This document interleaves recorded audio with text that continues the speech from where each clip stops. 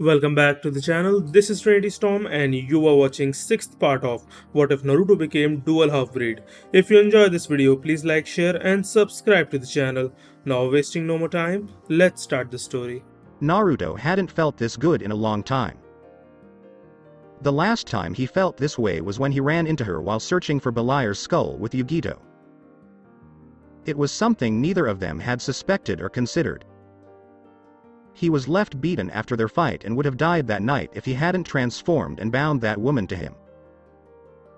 What a coincidence that he was trying to find her while unconscious.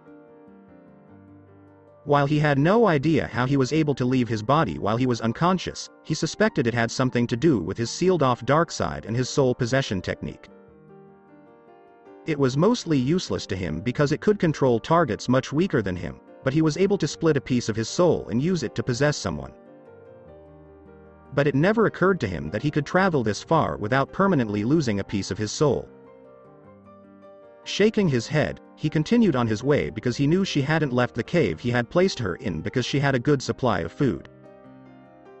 He arrived at the cave after a few moments to find a strangely colored woman with extended black claws. Her skin was mostly blue, but there were some black patches that seemed to shift and form their own seals. Her dark hair was spiked all the way to her shoulder blades. Due to his boyish nature, he still had difficulty looking at her. Mostly because she wasn't dressed. But nothing would appear unless she willed it. The woman noticed him and growled lightly before he could even speak. "What do you want, young man? I was just healed because of you, but nothing can undo what you did to my soul." "Oh, yes, our souls. I had forgotten about it." Naruto narrowed his ghostly eyes at her, unable to wincing in pain. The unfortunate side effect was that he still felt the pain in his body, which wasn't in great shape. He reminded himself to practice techniques on his own clones first, and to figure out what the hell happened to his eye, which was burning like hell. Putting that aside for the time being, Naruto stared at the woman in front of his ghostly appearance who had decided to expose her body to him. "I have a job for you, and I know you're not going to like it." He could see her rage building, but she did nothing to him because there was nothing for her to do. "I'd like you to teach a human Konoha." "I'm not going to do that. You already know that we vampires exist to hunt humans." The woman yelled at him as she resisted attacking him, knowing the consequences. Naruto examined the vampiric woman in front of him, holding his ground because it was partially true. Regardless, humanity has grown much stronger in the time it took your body to regenerate. While only the strongest could stand up to you in strength, my Ka-san, the demons, and I keep the balance because we would be meaningless without humans, or did you forget the first of our kind were once human? Have you forgotten that, feral? We were given the strength we have to ensure that humanity does not succumb to greater threats than ourselves. As he finished speaking, the female vampire hissed angrily at the dual breed. She was not the type to be kind to anyone, let alone humans. You only believe that because you have my half-flesh sisters within you. And with that stench that surrounds you, the demons must teach you that nonsense as well. Humans exist solely as a food source, no more than cattle. We vampires and demons must feed on them because they are a vital food source. If they go extinct, we will have nothing to eat. Get your facts straight, boy. Naruto held back his emotions as he glared at Feral, lightly growling. When he saw her collapse in pain, he realized he wasn't in complete control of himself and focused solely on that. After a few moments, Feral stood up straight and panted lightly at him. Putting aside the bond for the time being, Naruto was not going to give in. "Whatever you say, Feral, you will train the human of my choice. He has the same vicious temperament as you and has no sympathy for the weak. I believe you can teach him a thing or two, as we both know your time is running out because my Ka-san will discover you are still alive and will hunt you down if I cannot persuade her otherwise." Feral fell silent after Naruto's statement. She knew her half-sister would find her eventually, and from what she'd heard about other vampires and demons, Rayne was unrivaled. And after losing to the boy in front of her, she knew she would die at the hands of her sister if they met again.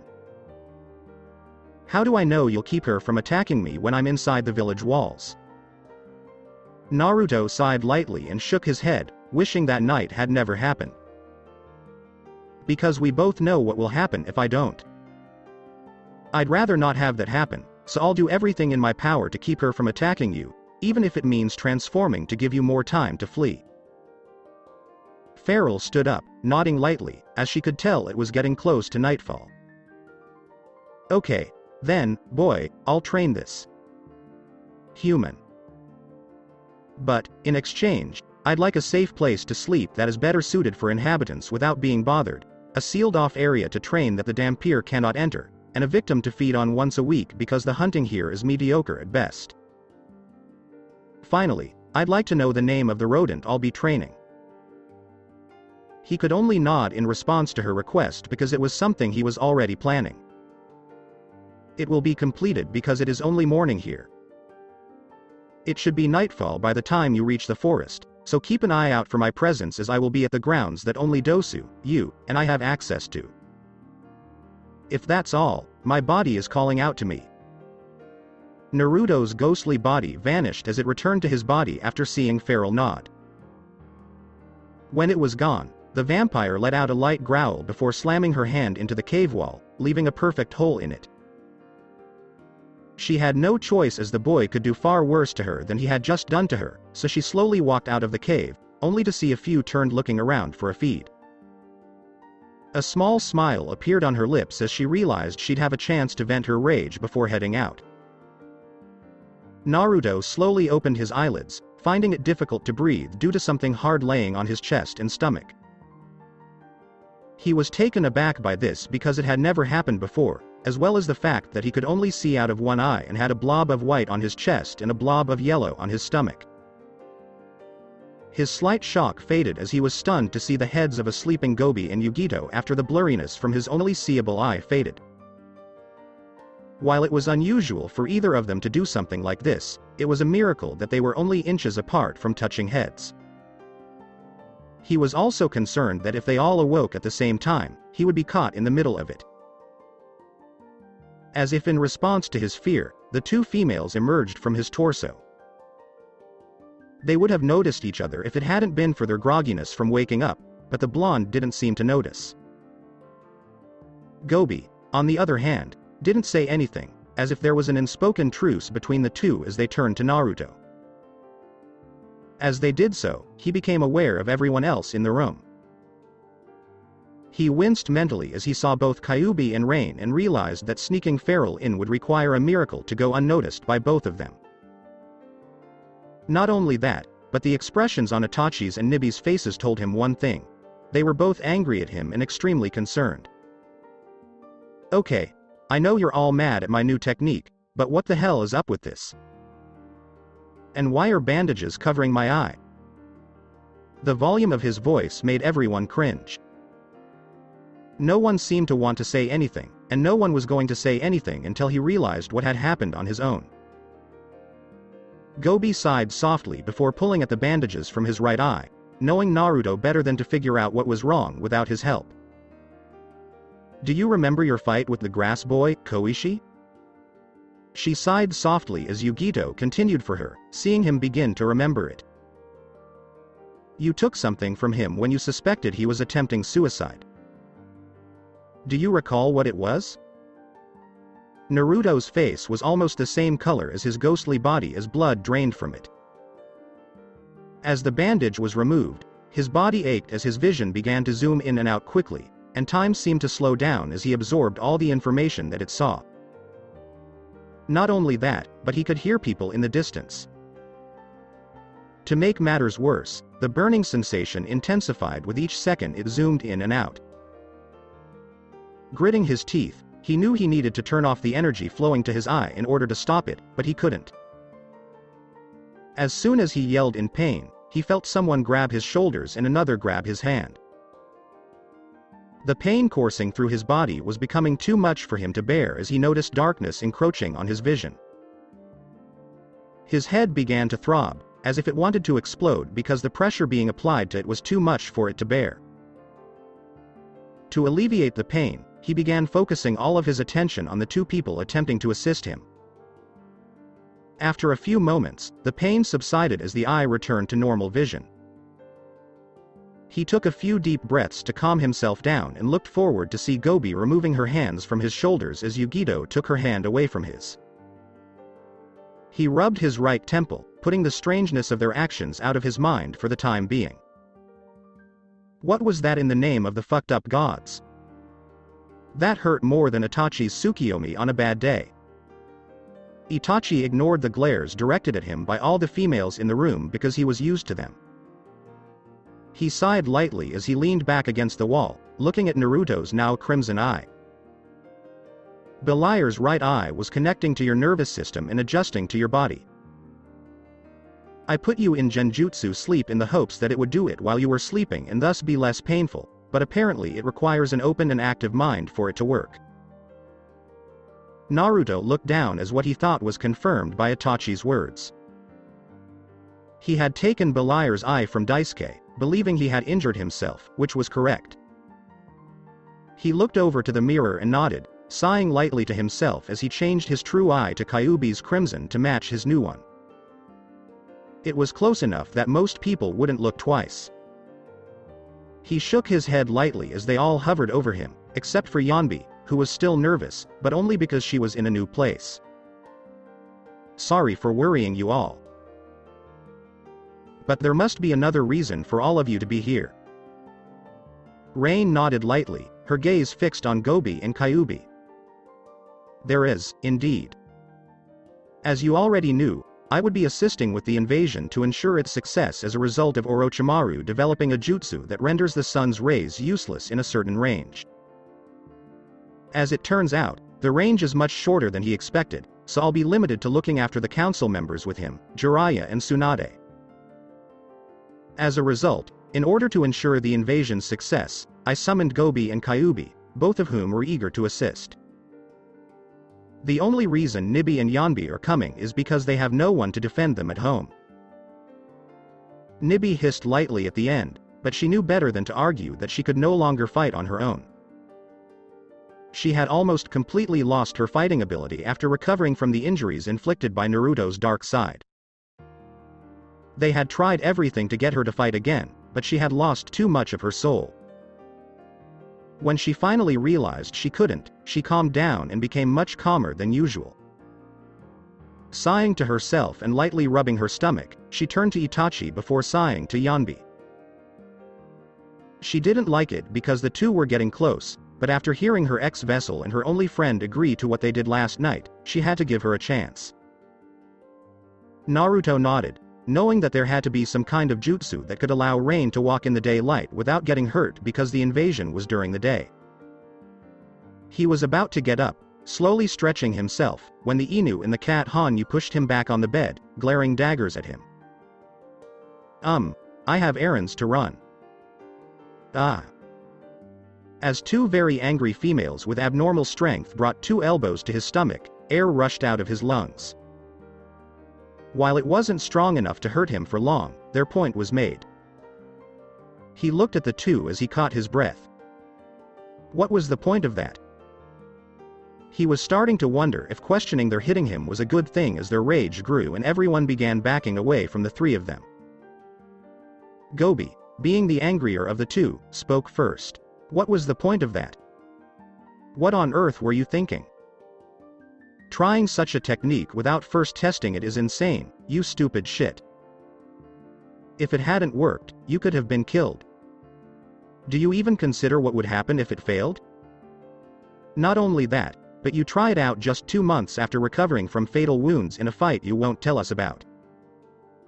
Everyone in the room could sense her rage building and her words becoming increasingly venomous. Before she could even begin, Yugito placed a hand on her shoulder and shook her head, her rage satisfied by Naruto's expression of fright and guilt. To everyone's surprise, The Inu female calmed down and lightly nodded as she realized she was about to plunge into the deep end.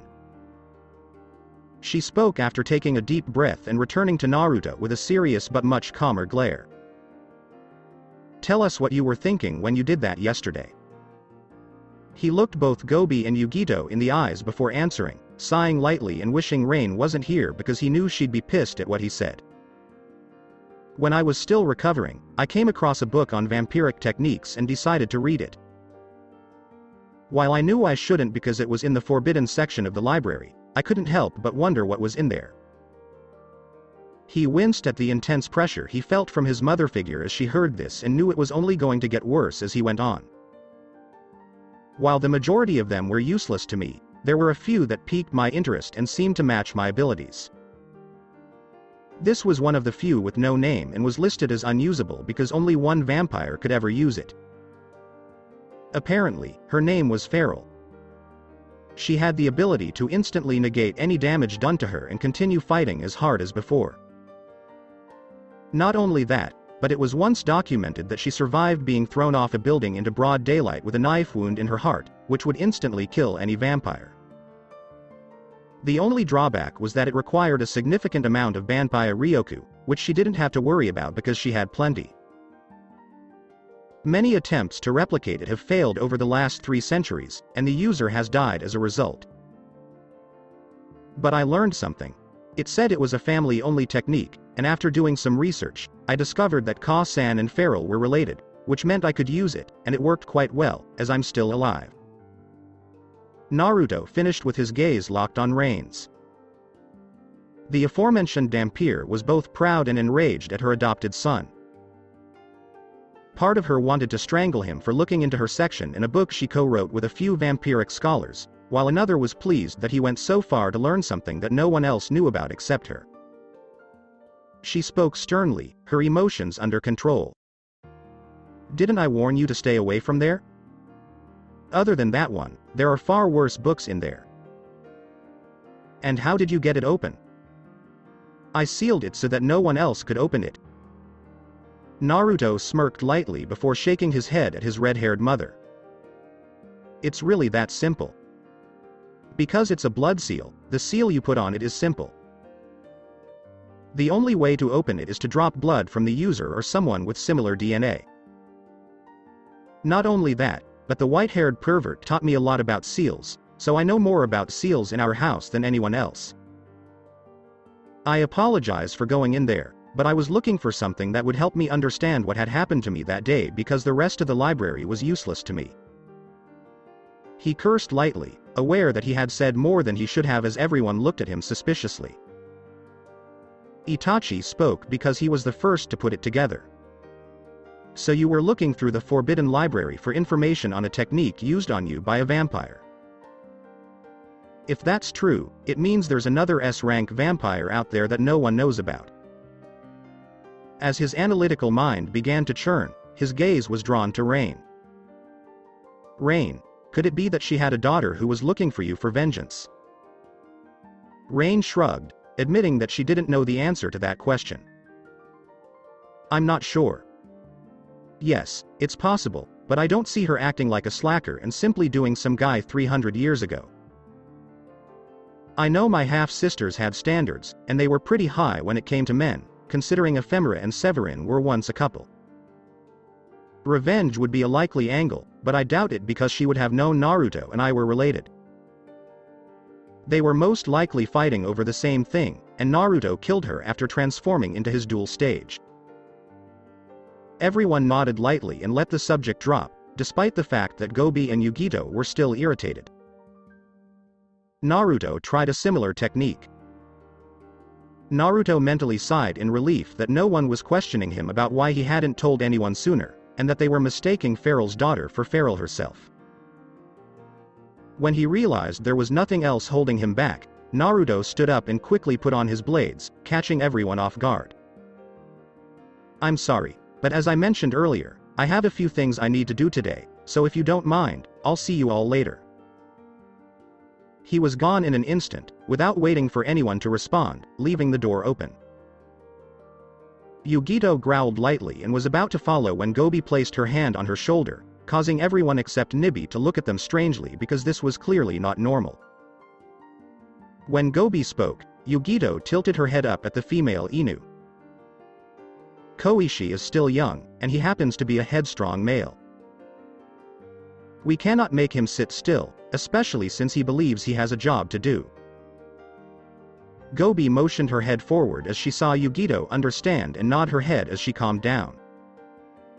Come on, we have a few things to do before we tell him.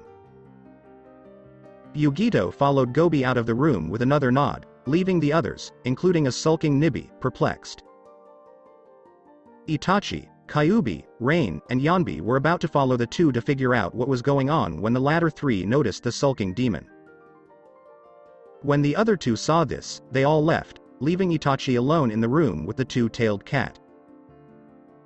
He was about to follow their example, not liking the situation because he didn't know what was wrong with her, when Nibi spoke. We need to talk, Itachi. Alright, how am I going to do this? Naruto spoke to himself as he began erecting the barrier around a particularly secluded area of the forest. He didn't think anyone would come to train there, so it was the ideal location to put up his barriers. Fortunately, he had some of Farrell's blood, so he could make it where she could enter without allowing Rayne to do the same. He nodded when he finished the barrier because he still needed to collect a little blood from Dosu, which he could do as he led him here. That's all there is to it. Now I just need to make sure she gets a hotel on the other side of town. After a brief moment of reflection, he realized he wouldn't be able to do so on his own because almost everyone recognized him. While illusions would work, he knew nothing but basic ones that could be easily detected by nearby shinobi, and he expected at least one shinobi to be present at the hotels due to the Chunin exams. So, after another moment of thought, he had an idea. He'd go see Dosu first to tell him to rest because his trainer could only train him at night for the next month. He vanished with a twist of the air as he approached town. He reappeared in front of the hotel where the two teams were staying, and entered to find Orochimaru sipping coffee before noticing him. He turned to the snake Sanin before speaking, deciding to kill another bird with one stone. Hey, Orochimaru, seeing as you're good at this, I need your assistance. Naruto sighed before continuing, seeing the snake Sanin look at him strangely but nodding. I need 4 people to sacrifice over the next month, preferably 1 each week. Hearing this, Orochimaru nearly spit out his coffee and looked in shock at the blonde-haired dual breed. While he was aware that he would have to feed on occasion, Naruto was not one to drain one of their essence without reason. He had to explain his reasoning due to the confusion caused by his request. And why did you come to me in the first place? I know you can do it, so what's holding you back? Naruto winced at the last part, but hid it as he quickly answered him. For a variety of reasons. 1. You have a natural talent for spotting people that no one else would notice. 2. You employ jutsu that necessitate multiple sacrifices. 3. I need to keep this from Rayne or Kyuubi because I don't want either of them to know what I'm up to, and finally, I need someone who understands the distinction between our forces in Konoha and our enemies. While Orochimaru couldn't argue with his first 2 and later reasons, the one about keeping Kyuubi and Rayne in the dark was strange. The boy was raised by the two, so unless he was doing something the two didn't approve of, there was no reason for them to be unaware of it. Not only that, but he knew both wouldn't mind if he fed them every now and then. He was all for encouraging independence, but when his 2 parental figures could kill him with frightening ease, he wasn't about to deny them whatever they desired. Orochimaru spoke after putting these thoughts together. What exactly are you planning to do that neither of us needs to know about? Naruto responded automatically, assuming he was going to ask him that. It is about Dosu's trainer for the month. She's a vampire, which neither of us likes, but I trust him enough not to hurt him with anything other than training injuries. As long as he doesn't push her too far. I'd like to keep her fed so she doesn't go kill some random person on the street because she requested the sacrifices. Finally, if both Ka-san and Kyuubi find out about her presence here, they may kill her, which I'd rather not happen because I promised her I'd protect her once she's inside the walls. Orochimaru continued to stare at the blonde strangely, but he was beginning to understand why. While he didn't agree with going behind the backs of the world's two most powerful beings, he wouldn't like it if someone he granted sanctuary was killed by people close to him. The snake Sannin sighed and nodded before adding a few conditions of his own. I will, but I don't want either of you to know I'm providing the sacrifices. Orochimaru felt a little better after seeing Naruto nod, knowing that if they found out what he was up to, only Naruto would face the consequences. He knew it was selfish, but he preferred it that way. Then it will be completed. By the end of the week, I'll have someone lined up. Nodding to the snake Sannin, Naruto made his way to the room where Dosu and Zaku were staying when the door to that room opened to reveal the person he was looking for. Oi Dosu, she's on her way but won't arrive until tonight, so rest up. Naruto continued, seeing Dosu's puzzled expression. She's a vampire, and she'll teach you a few things of her choosing, most likely nothing more than physical training, but trust me, it'll be worth it. Oh, don't irritate her because she has a bad temper and will not hesitate to inflict bodily harm if pushed past her very small limit. Dosu grunted in response as he walked past him and toward the refrigerator, hearing snoring from the room Kin and Yugito had shared the night before. He walked over to the door and knocked, his sweat falling lightly as he tried not to laugh. He shook his head as he heard a squeak and hurried footsteps and saw Kin holding a bedsheet over his body. He raised an eyebrow as he continued to hear the snoring before noticing another presence in the room. He looked over at Kin, smirking to himself and shaking his head. Sorry for interrupting, but I need your assistance. And if Zaku wants to, he can, which will probably make things easier. Kin was taken aback when she saw Naruto standing up and asking for her assistance. She paused for a moment before nodding quickly and speaking hurriedly, realizing that Dosu and Orochimaru could see what was going on. Alright, just let me get dressed. Naruto laughed as she walked into the room. A loud yelp was followed by a few cuss words that obviously didn't come from Kin. While Dosu looked around, perplexed as to why his teammate was in the room where Kin was sleeping, Orochimaru and Naruto looked amused. Kin and Zaku were both out of the room a few moments later, both blushing profusely as everyone stared at them. Naruto pushed them outside while waving goodbye to the other two, shaking his head because he didn't want them to stay there all day. Once outside and moving, both looked over to Naruto to see what was going on. Naruto quickly spoke up when he noticed their puzzled expressions. Yeah, I'm trying to get a hotel room for Dosu Trainer, but I know no one will let me in. I need some help getting her one because she's not exactly a people person. Kin smiled lightly, nodding at his reasoning and knowing why they wouldn't. We'll gladly assist since we won't have much to do for a while. However, why? She came to a halt as Zaku nudged her shoulder, shaking his head, having gotten a clear view of what had happened the day before and being told what had happened. When Naruto saw this, he sighed lightly and led them to a hotel, where Zaku quietly told her what had happened. While he was becoming accustomed to the eye, it was not something he desired. His eyes were the only thing that kept him connected to his parents, and with one gone, he felt as if he had lost a piece of them. After a while, they were finally on the other side of town, which was quite scarce, allowing Farrell to reach it without being noticed by most people. He chose the first hotel he saw and turned towards Kin and Zaku, handing the latter the money before they went in to see the receptionist. Both came out a moment later and handed him a key. Thank you. That is all I require. Kin had something else on her mind as Zaku nodded, indicating that he was more than willing to assist. You're welcome, but don't tell anyone else about what you saw or I'll castrate you, okay? I don't care how much stronger you are than me. I will do it. Naruto could only nod, knowing that a woman's wrath was far worse than anything else on the planet. Kin gave a light smile before grabbing Zaku's arm. Alright. Now we're off because I have a few things I want to do today. Naruto shook his head as she dragged Zaku away into the distance, praying for him, knowing that it would not end well for him, especially his wallet. He shook his head as he jumped to the rooftops, having finished much faster than he had anticipated. He activated his new eye with some of his vampiric energy, figuring he'd get used to it. Ignoring the burning sensation, he closed his left eye as the vision in his right eye zoomed in quickly.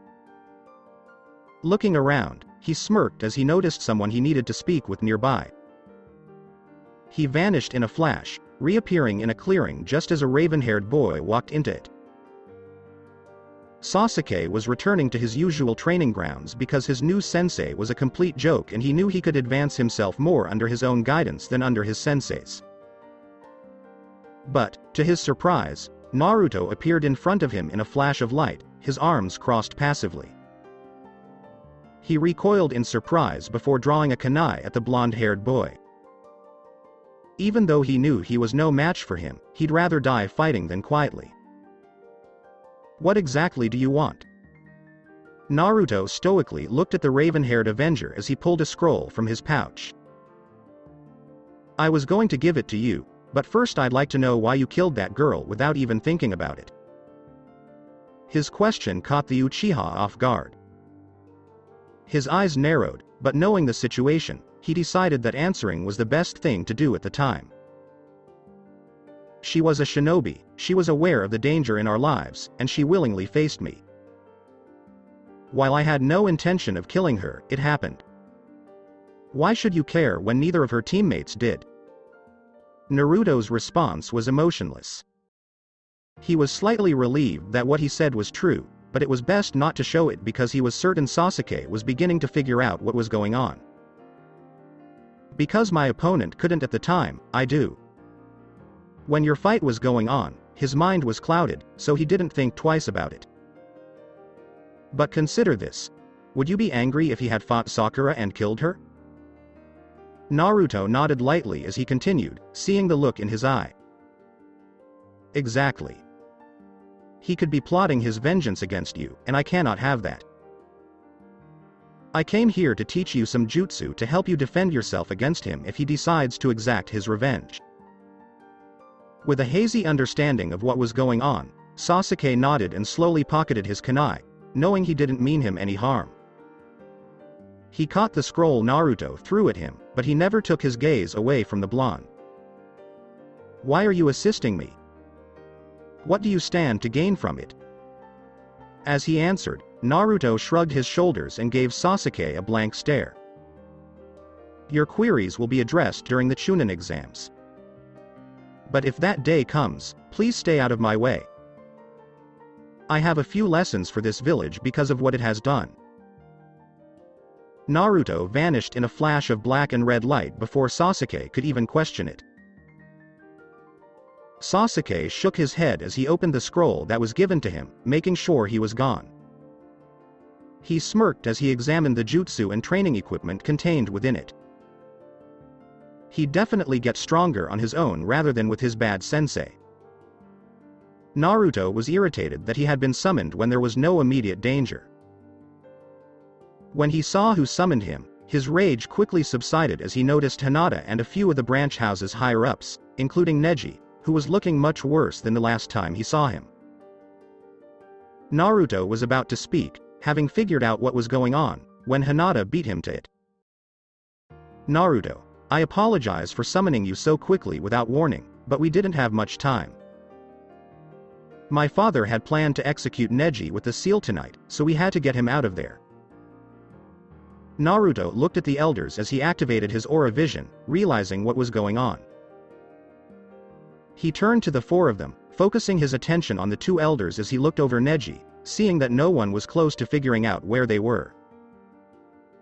He was aware that the boy had received a severe beating. It's risky for both of you to be here because they might think you helped him escape. As she looked over the young Hyuga, the female Hyuga shook her head.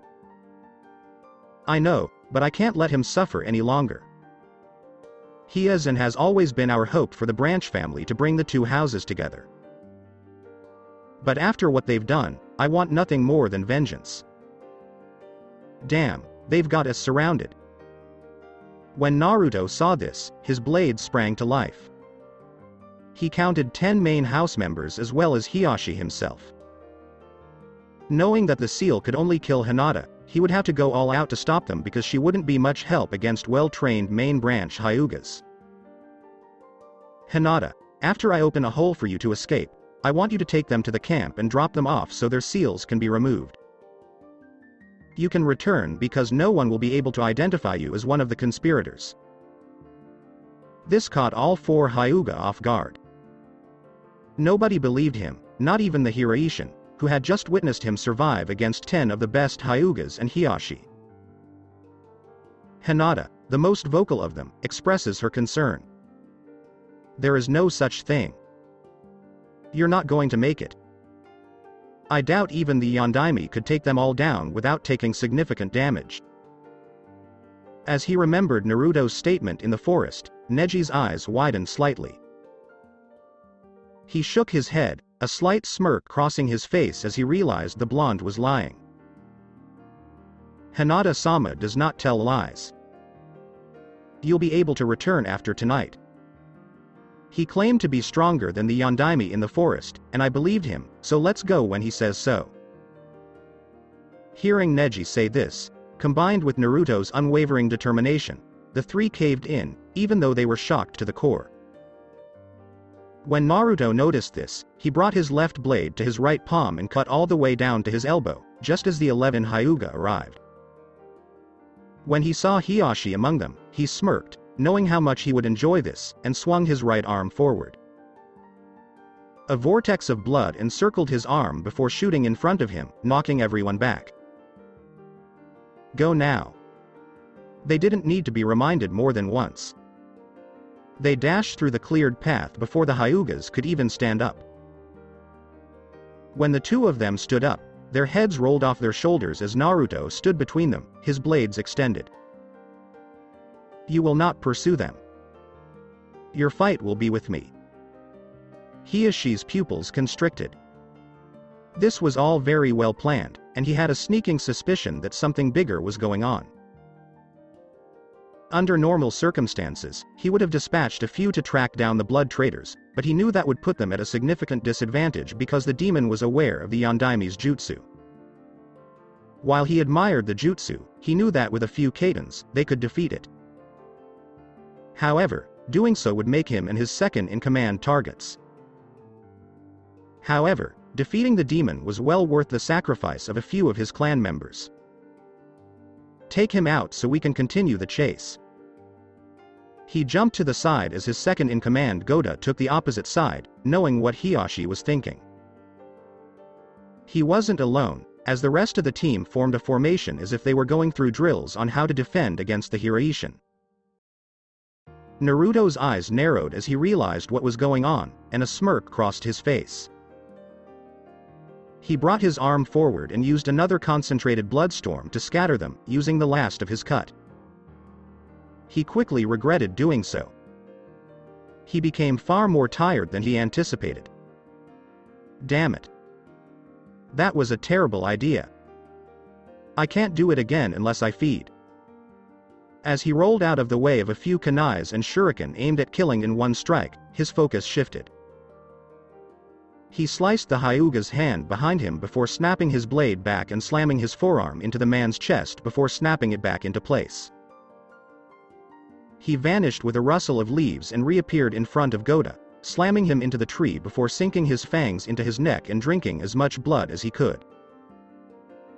Despite the shocking sight of someone having their blood sucked dry, the others persisted in their attack, forcing him to release Goda without a decent feed. He cursed as he landed on a tree branch above and noticed a few explosive tags. He vanished once more, avoiding the blast only to be thrown backwards by Chakra. He narrowed his eyes as he skidded backwards and noticed the Hyuga clan head using the Kaden. He would have waited for the world to stop to take the man down, but he was denied that opportunity when he grabbed the hand aimed at his heart. When another gripped his wrist, he moved his other hand back to aim his blade at the man. He narrowed his eyes and snapped his blade back, slicing off a few fingers as he let go of the other person's hand and leaned to avoid the palm strike to his heart. His blade pierced the Hyuga's skull before spinning backwards and pushed his folded blade into the other's throat just as two more appeared and hit him in the chest with palm strikes. He tried to flee, coughing up some blood, only to be hit by another Kaiten from Hiyashi. He was surrounded by the remaining 7 Hyugas as he landed on his knees and coughed more blood. He stood up, knowing he would regenerate from his wounds, and focused on pushing past his limit. His Banpaya Ryoku and Yuki violently swirled around him with a snap of his eyes. My limit has been reached. Now I will face you all at full strength. Each Hyuga backed up in fear and surprise as the amount of energy released exceeded their expectations. To make matters worse, they could tell that the two energies surrounding him were repelling each other, and that if they mixed, he would be unstoppable. Almost all of their heads hit the ground before they could react. Hiyashi was the only one left, looking down Naruto. His rage grew as the boy beckoned him to make a move, but he kept his cool knowing that was exactly what he wanted him to do. Instead, he slid into the Jiyuken stance and patiently waited for an opportunity to attack, knowing that help was on the way. Sensing this, Naruto knew he needed to end the battle quickly, so he stopped time once more and charged in for the kill. He was becoming increasingly irritated by the Kaiten. It hurt every time he hit it, and it prevented him from reaching his goal. He tried to circle around him to avoid the Kaiten until it was over, but Hiyashi hit him with it again as he pushed more and more chakra into it. He charged him without wasting any energy and jumped over the spinning Hyuga head as he restarted the Kaiten.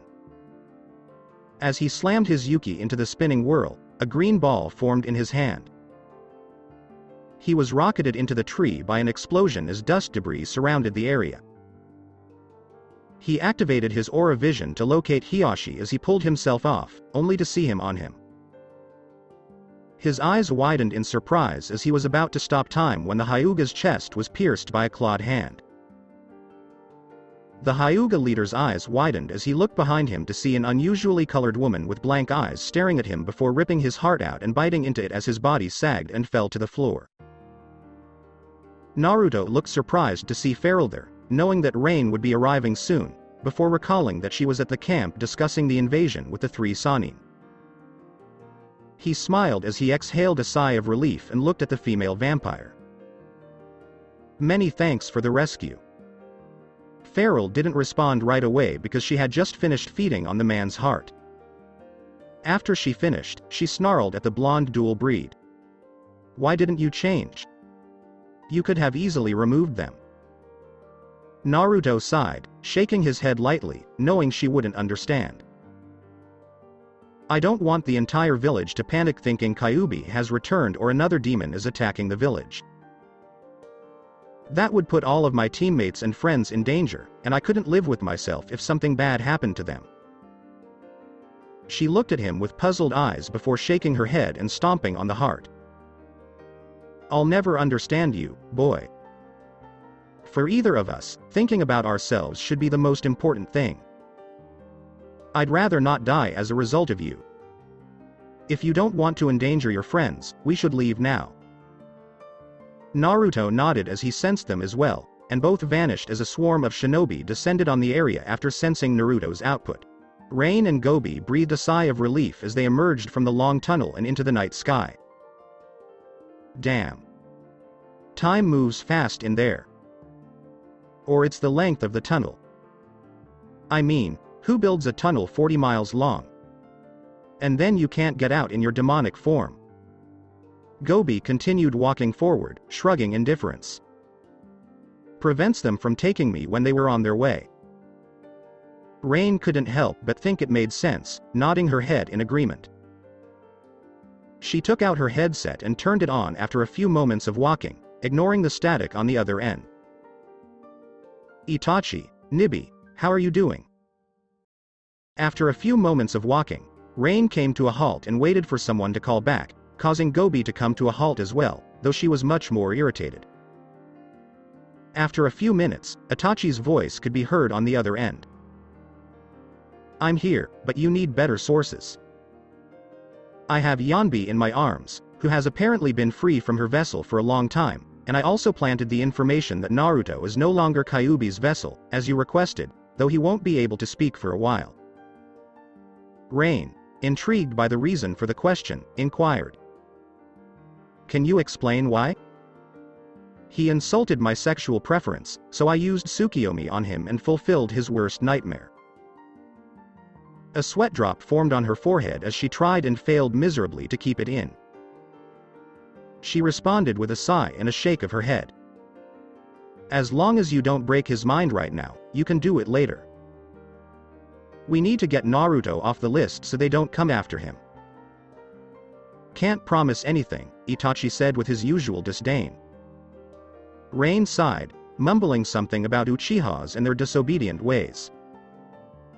After a few more moments of waiting, which irritated Gobi even more, Nibi's voice could be heard on the other end of the line. "How the hell did I get this thing?" Rayne sighed in frustration and rubbed her irritated brow.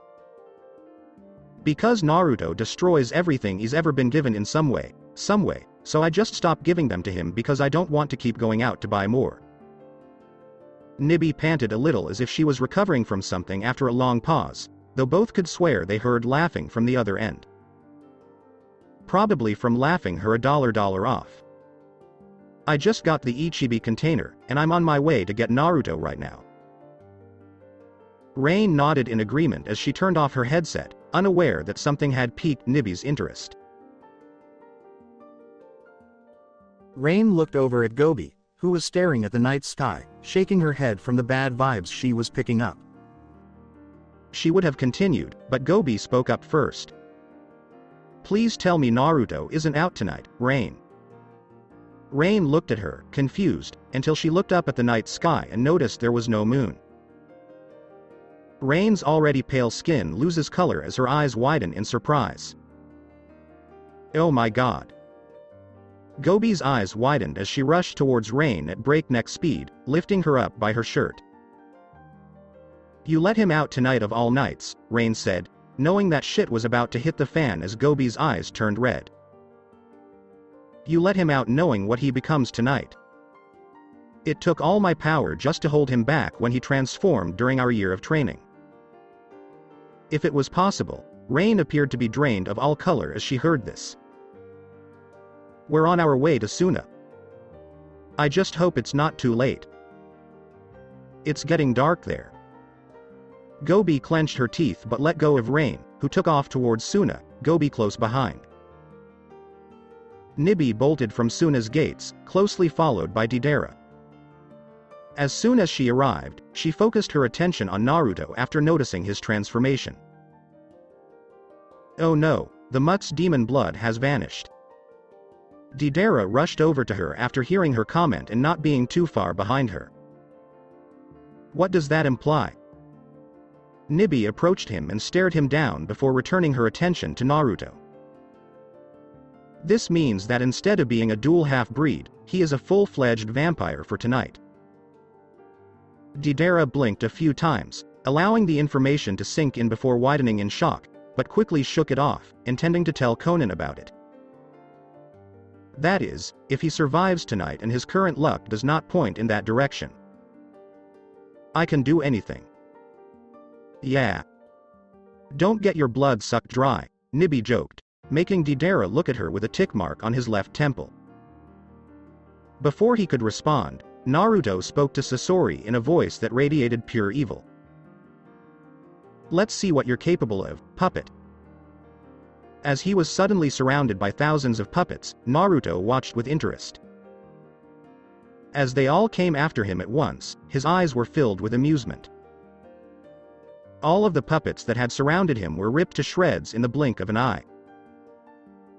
Sasori's eyes widened in fear as he saw what had happened and realized he had no chance without them.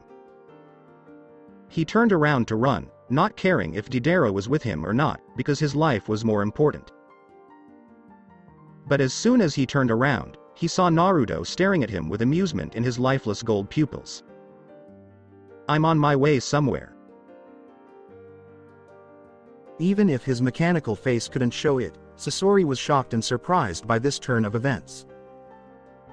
Naruto's hand pierced through Hiriko's chest before ripping it open, revealing Sasori's heart. As Hiriko fell to the ground, Naruto looked at the heart and grinned with delight. He opened his mouth and sank his teeth into Sasori's blood, quickly draining it. He looked up as he finished to see Nibi, Deidara, and an unconscious Gaara. His eyes brighten slightly as an amused smile spreads across his face before he crushes the heart in his hand, which crumbles under his grasp. "It appears that I have more toys to play with." Hearing this, both Nibi and Deidara moved into defense, knowing that this was no longer Naruto.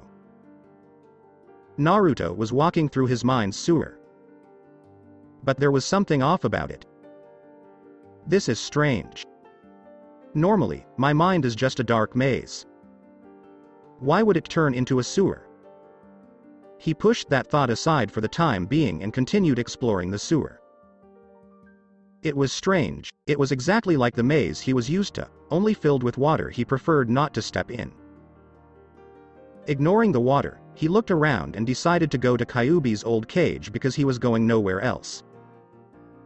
He noticed something was wrong as soon as he arrived. The first thing she noticed was that, unlike the rest of the sewer, there was no water here. Second, it appeared that an invisible barrier was preventing water from entering the room. Third, he was certain there was no mirror in his mind. Finally, since when was he completely devoid of any color other than black and white, and his eyes had a black background with crimson pupils? "Ah, you finally made it, King. Welcome to my domain." Naruto blinked, perplexed, at the reflection of himself in front of him. "Okay, who are you and why are you in my head?" The other Naruto smirked at him evilly. "I am you. I am your dark side. I am your bottled up emotions.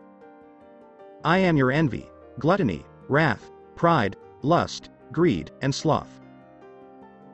Naruto's face was filled with surprise as he stared at what appeared to be himself. "But how? My life has been great since Ka-san, Itachi, and Kyuubi took me in." Dark Naruto grinned manically at Naruto, expecting this reaction. "True, but you still remember your life in Konoha, and you despise the place with an unholy passion, even if you don't realize it. It was their treatment of you, and your refusal to strike back at them, that started my creation. When the women and fox changed your DNA, they unwittingly caused me to manifest into the form I'm in now, but even then I couldn't come out, until I discovered the Hanyu's weakness." And he wasn't done yet, as he grinned wide when he saw Naruto's shocked expression before continuing. "So, when the night of the new moon arrived, I took my chance and tried to take control of your boy. I succeeded, but I didn't. I was stopped by that infernal dhampir and the damned kitsune when I came out." Naruto growled at the dark version of himself, narrowing his eyes and shifting his stance to prepare to defend himself, while dark Naruto's grin grew wilder. "But there is a problem with that as well. If I eliminated you, I would also cease to exist, negating the point of doing so, so I devised a better method." Naruto's eyes narrowed even more as he heard this, but he continued to listen. "I need to defeat you and then lock you up so you are no longer a problem for me. I could have done this easily without informing you, but I am you, and I have your pride. I could not dignify myself by ambushing an opponent when I can get the pleasure of fighting them head-on." Dark Naruto mirrored Naruto's stance before he smiled wickedly. "Now, King, let us see who comes out on top." "Yugito, pay attention." Yugito sighed, completely bored out of her mind, but obeyed Kyuubi as she returned her gaze to him. He continued his lesson, nodding as he noticed she was paying attention. "As I previously stated, Each Hanyu has a different time of weakness they must go through, which means they turn human for a brief period of time and are vulnerable. Each type of demon has different times of weakness for the Hanyus. For example, Kitsunes have the half moon, Nekomatas have the second quarter, and Enos have theirs during the new moon. Yugito sighed angrily as she looked at him. Of course, it's so simple that an academy student could understand the majority of it. As she looked out the dojo window, Kyuubi grumbled angrily at the girl's attitude. She returned her attention to Kyuubi and had to ask a question. Wait, Naruto's is during the new moon? While his mind was saying something completely different, he nodded in agreement to her statement. I wouldn't call it a weakness, but she has a point. Yes, very good. Yugito nodded, assuming it was true, and returned her gaze to the outside world. Does that mean Naruto is going to them tonight? When Kyuubi heard that, the blood in his body froze. He looked outside and had only one intelligent thing to say. Oh my god. Nibi hissed at Naruto's words as she set Gaara down, knowing that he would only distract her from the power Naruto was releasing. She leaned in close to Deidara and whispered to him. Use your explosives to knock him out, clay user. As Naruto approached them with a malignant gleam in his eye, Deidara nodded and reached into his pouches. Nibi hissed even louder as she stepped in front of him as he approached Deidara. Naruto's gaze was drawn to the demon cat, and his grin widened. If you want to go first, that's fine. Naruto rushed her at speeds far exceeding those of his regular form. It wasn't fast enough, though, as Nibi easily kept up with it and caught his wrist as she tried to reach her heart. You'll need a lot more than that to hurt me. Nibi tightened her grip on his wrist before pulling him forward and slamming her elbow into Naruto's throat before spinning kicking him in the gut, sending him stumbling back. Naruto glared at the Neko before insanely grinning at her as soon as he recovered from his quick strike. It appears so. Because he was too focused on Nibi, a clay bird flew up to him unnoticed and smashed into his chest before exploding, kicking up sand and smoke and making it unclear if it worked. Deidara scanned the smoke and sand with the device covering his left eye and saw no movement, so he relaxed, assuming it had knocked him out. Watch out. That was all Deidara could hear before something shot out of the smoke and raced towards him at breakneck speed. In response, he let a few more clay birds fly, which Naruto easily avoided before they exploded. Naruto arrived in an instant, missing his slash with his arm but not his wing pierce as it aimed for Deidara's heart. Deidara managed to move just enough at the last possible second to avoid being hit in the shoulder. Deidara hissed in pain, grasping the wing with both hands and attempting to pull himself off of it. When the other wing went through his arm like butter and pierced his right lung, he gritted his teeth and slowly pried it off. Deidara, unable to bear the pain, yelled at it as a portion of his right arm was severed and he fell to the ground. As soon as it hit the ground, Nibi appeared beside him and grabbed Naruto's wings, forcing them out and spinning him around like a discus player before throwing him towards the large wall that surrounded Suna. Naruto flew through the air towards Suna's barrier wall and collided with it, leaving a large crater in his wake. Nibi breathed deeply before exhaling a large amount of black fire that resembled Amaterasu, not wanting to give him a chance to get back up. Before consuming the crater, the flames rushed over to it. Deidara's eyes widen as he examines Nibi, stunned by what she did. As she approached him, she shook her head. That bomb was too weak to even scratch him. What I did should have sufficed, if not left some permanent damage. Deidara's jaw dropped to the ground in response to her statement. He couldn't have made it any stronger because it was C-3, which he was certain would have killed him. But after seeing what she did to Naruto, he was perplexed because he thought it was excessive. That is, until the crater began to glow an eerie purple that appeared to be raw energy. Nibi stood firm as she turned around, her eyes narrowed at what was happening. How can he be conscious? That would have killed any vampire less than a B bordering on A. Something is wrong here. Naruto was already a B class without being full-blooded, and unlike demons, dhampirs do not benefit significantly from becoming full-fledged vampires. The purple energy in the crater exploded like a hurricane as the powerful winds blew everyone nearby away, even if they were using chakra to stay on the ground. Nibi was the only one who could hold her ground because she had previously faced much stronger gales of wind, but she still had to close her eyes due to the sand being blown into them. Nibi rubbed her eyes furiously as the wind died down, trying to get the sand crystals out of her eyes. When she succeeded, she turned towards the crater and saw Naruto climbing out with a dark purple glow surrounding him, feeling even stronger than before. Shit. What the hell happened to this power? With the amount of energy he's putting out, he's easily an S rank. Naruto's energy was steadily increasing and tearing through the ground as he moved towards an increasingly nervous Nibi. Damn it.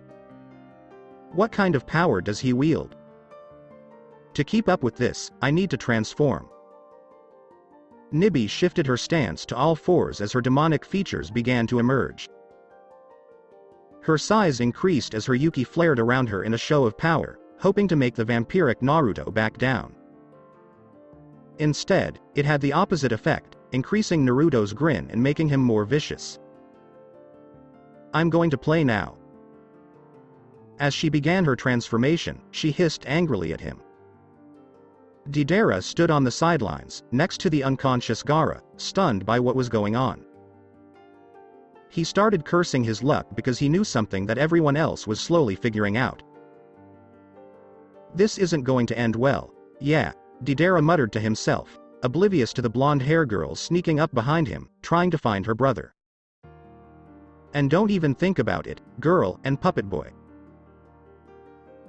If we remove that seal, we'll be in twice as much trouble as we are now. Yeah, Deidara said, not looking back at her or her other brother as he sealed his severed arm into a scroll before using his remaining hand to make some C3 explosives. Temari and Konkuro's eyes widened in surprise as he reached into his pouch, and they tensed up as they prepared for battle. Deidara shook his head, looking at them both with the ocular device on his eye. He sighed and pointed to the battleground. Besides, I don't think you want to aggravate our situation. They both did so cautiously, not completely trusting Deidara. Why would they put their trust in an S-rank Nukenin? It didn't make a lot of sense to do so. Once they were close to him, they both noticed the large two-tailed cat that had previously easily beaten Shukaku in a terrifying-looking creature radiating terrible power. What the hell is that thing? Exclaimed Konkuro, as Temari's eyes widened in recognition of something she read as a child. Is that a vampire? Temari asked shakily, not trusting her own voice at the time because she was terrified by the killing intent emanating from both the demon and the vampire. Deidara nodded at her words, continuing to focus on completing his C3. From what I understand, yes. Konkuro looked at the two as if they were insane.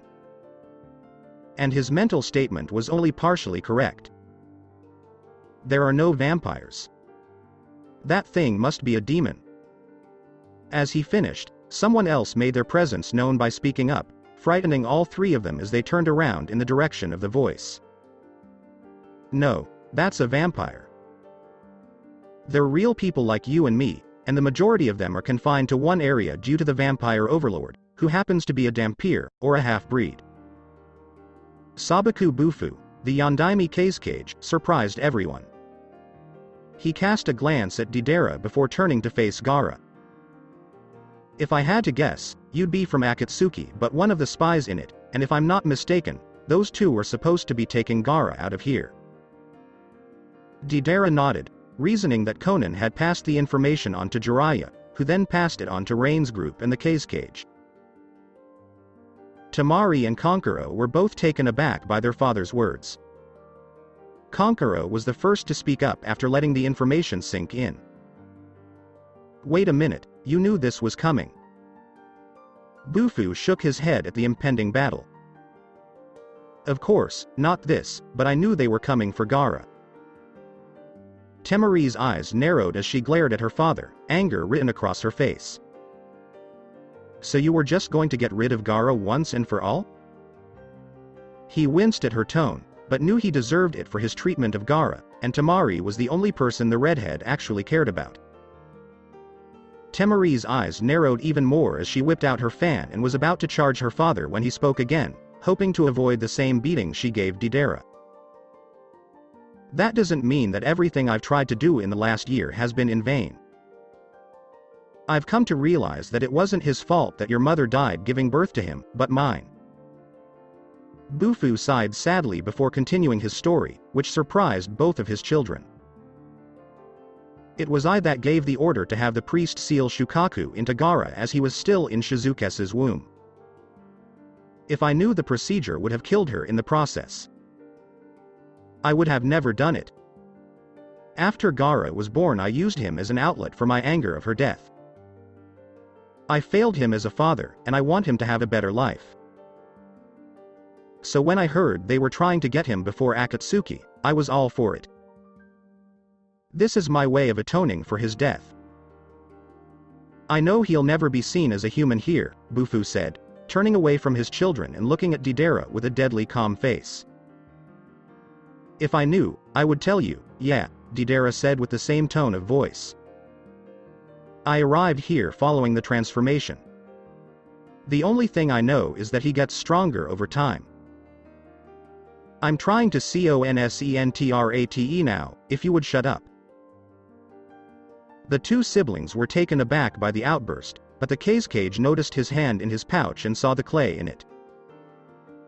So he's from the Kurbomu clan from Iwagakure, which I thought was wiped out in the Iwa Kono War by the Uchihas and the Yondaime Hokage.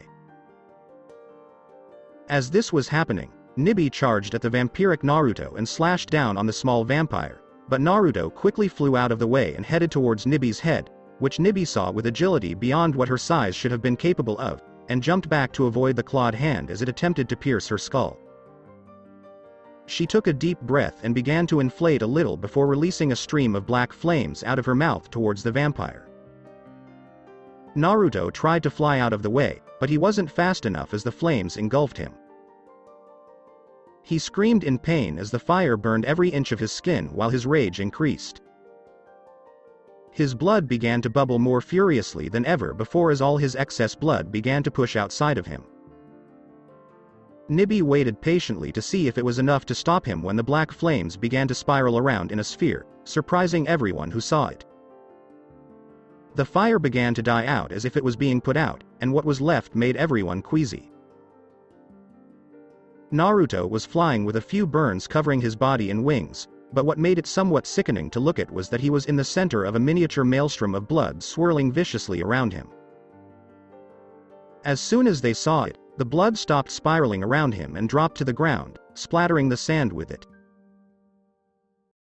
Nibi closed her eyes and shivered at Naruto's tone and look, which reminded her so much of Yamada no Orochi's grin that it was frightening. She reopened her eyes to find Naruto in her face before kicking her in the throat, forcing it shut. She tried to gasp in pain, but no air would come in or out. He quickly landed on her shoulder blades and rammed the tips of his wings into them, biting her lip in pain as she used her tails to swat him away, but he managed to dodge them by dislocating his wings from her shoulder blades. Dodging the two tails, Naruto grabbed one and used his super speed to fly as fast as he could away from the Nekomata. The cat Biju bit her lip harshly as her tail was yanked as if Tsunade had pulled it. Seeing her pain, Naruto rushed back to her tailbone and rammed his right claw into it, only to be swatted into the ground by both tails. Naruto pushed the tails off of him to see that Nibi had managed to reopen her throat and exhaled a large amount of flames towards him. Nibi scanned the area for him, knowing the flames didn't hit him, and realized one thing with all her senses: he was below her. Naruto shot out of the ground at an impossible speed, most likely because he was using super speed, and reached the Nekomata's chest cavity before she could move. However, just as his clawed hand was inches away from piercing her chest cavity, a medium-sized clay bird 5 meters below him exploded, knocking Naruto off of Nibi as she was able to flee the vampiric demon. Nibi panted as she looked at the explosion from where she was. It had taken some energy to beat Shukaku, but she never expected it to be this difficult to beat a vampire. It was as if she was fighting one of the past vampire lords, since no vampire had become overly powerful in ages, besides Rayne herself made sure of that. She didn't want another takeover to happen again, so she did everything she could to prevent it. Nibi closed her eyes and began to concentrate her energy at the center of her forehead, revealing a crimson third eye. Rayne is going to kill me for this, but there is no other way to stop him. I have to use the Zetsumigan. Naruto emerged from the ground crater created by the explosion, looking at Nibi with rage in his eyes before smirking devilishly at her. Damn it. How do I beat this guy? He knows all my moves, he knows what I'm going to do ahead of time, and he even knows the moves I can't even use yet. This is fucking ridiculous, said Naruto, his face flushed with frustration. Perhaps I should have just ambushed you. Dark Naruto chuckled at Naruto's thoughts, causing Naruto to growl deep in his throat. This is not enjoyable. I'm just beating you down while you can't even hit me once. That is simply embarrassing. Naruto growled deeply in his throat at Dark's response and lunged at him, earning a punch to the gut and a spinning jump kick to his left temple. He flew through the air for a few seconds before slamming into the wall, creating a small crater. Shaking his head as he glared at Dark, he placed his hand on the edge of the crater to lift himself out of it. Dark Naruto slammed him back into the crater as his hand gripped his face, smirking evilly as he lifted his hand back and began to pummel Naruto in the crater, making it larger with each strike. Gritting his teeth, Naruto tried to resist the assault, but he was gradually succumbing to the darkness with each painful strike. No. I must not succumb. I need more power, he said. Dark backed up, believing he had finished Naruto, and was about to walk up and throw Naruto in the cage when his eyes widened in surprise as Naruto slowly stood up from the crater, his knees trembling from the stress and pain they were in. Dark gritted his teeth and grabbed Naruto's forehead before slamming him back into the crater and continuing his onslaught on Naruto. I can't give up because my friends and family rely on me, and I need more power. Nibi concentrated what was left of her Yuki to her eye as she stared at Naruto, before breathing deeply for one last attack and announcing it, praying to God that nothing would get in the way. Yami Enku. Dorigen no Yami Enku. She exhaled, and a large dragon made of black flames shot out of her mouth, engulfing him before he could move.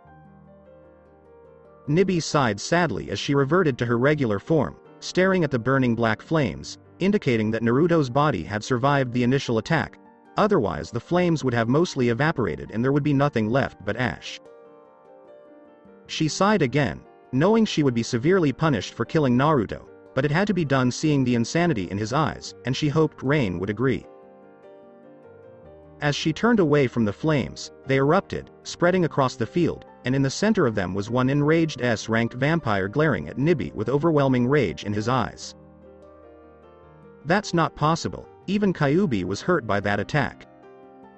It didn't even leave a burn mark on him. This isn't possible. Anything less than an SS rank vampire or demon should have been turned to ashes. So how is he still standing?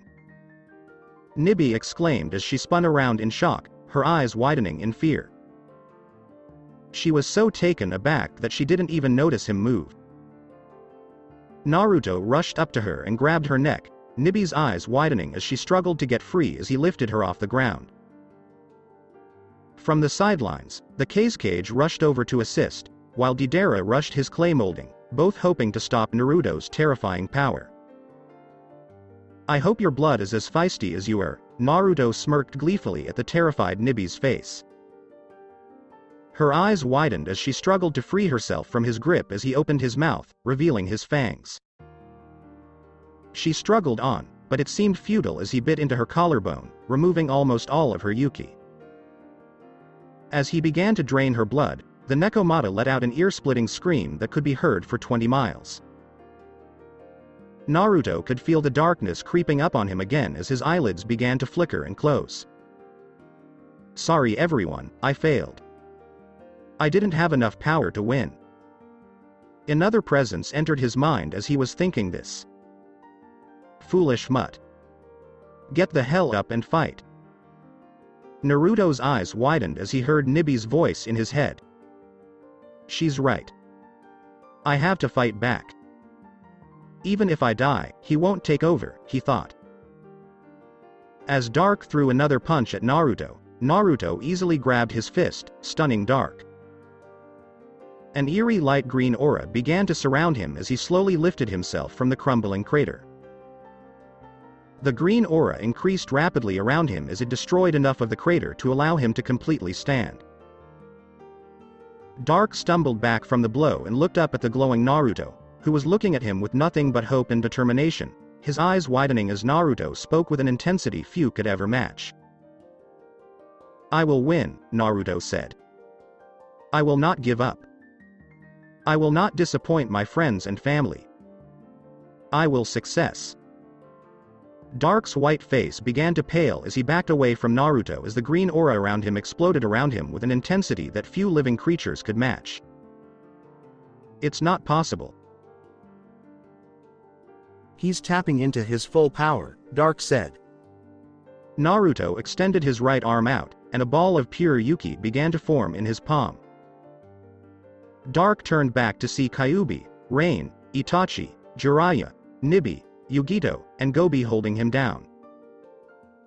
Dark's eyes widened as he was startled by this, and he returned to a grinning Naruto. Everything revolves around me in here. I am God in here. The green Rasengan in Naruto's hand doubled and tripled in size before Naruto rushed him and rammed it into Dark Naruto's chest, torn to shreds by the giant green Rasengan until nothing was left of him. Naruto dropped to all fours and panted heavily, completely exhausted.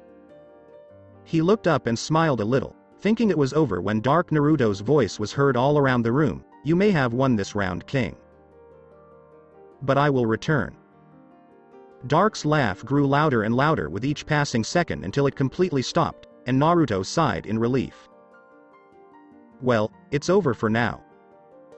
I'll deal with you later when you appear again, he said. Nibi was clutching Naruto's hair, attempting to pull him off, but had no luck as her strength was all but drained. Her face was becoming paler by the second as her blood was being drained, but she noticed it was slowly and rapidly. She also noticed Naruto's eyes had returned to their normal red and green color before he was knocked to the ground by a red-headed figure. She collapsed to the ground, clutching her neck where Naruto bit her, and looked up to see Rayne's back as she gazed at Naruto's form. Nibi smiled briefly before collapsing from exhaustion and blood loss. Rayne stared coldly at the Naruto in front of her, knowing this wasn't the real him, until she noticed his eyes had returned to normal. What occurred? Naruto said in a less frightening tone of voice, but it was still not his normal one, before passing out from mental stress and pain in his body. Rayne sighed as she noticed the sun rising, mentally cursing, and noticing the cage running towards them. Once the cage arrived, she spoke as she pointed to the rising sun, "We need shelter now." Bufu was about to respond when he noticed her finger and the sun rising, and he nodded to avoid invoking her wrath. "Alright, follow me."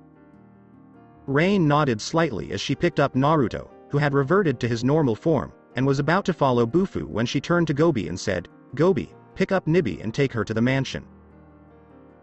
Rayne sighed deeply as they walked into the gates, Temari and Kankuro carrying Gaara behind them.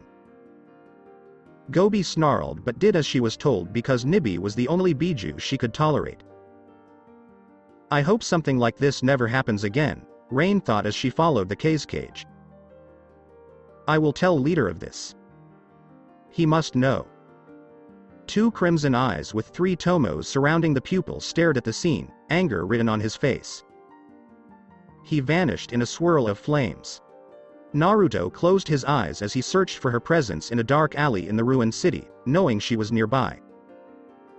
It didn't take long for him to find her because she wasn't trying to hide, at least not from him. Naruto, the human wasn't as bad as I had anticipated. He was exactly as sadistic as you described. Farrell's voice could be heard behind Naruto. The blonde simply nodded as he knew, his eyes slowly opening and gleaming. Perhaps humans aren't as bad as you think. Farrell snarled at his response before flicking her middle claw at him and flipping him off, despite the fact that he couldn't see it. He is still a human, and as I've previously stated, they are our cattle regardless of how they act. Naruto simply shrugged his shoulders and turned away, sighing and shaking his head as he anticipated her response. Whatever you want to say, Farrell. You did what I asked of you, so you're free for the time being. I don't think I'll need your help anytime soon, so just stay out of trouble. Now leave before Kyuubi or Rayne notice you. Farrell was perplexed as he stared at the blonde dhampir. He could be a bleeding heart hippie one minute and a cold-blooded killer the next. She guessed it was his former human instincts, as well as the teachings of her weak-hearted sister and the damnable demon, that were dampening his killer instinct.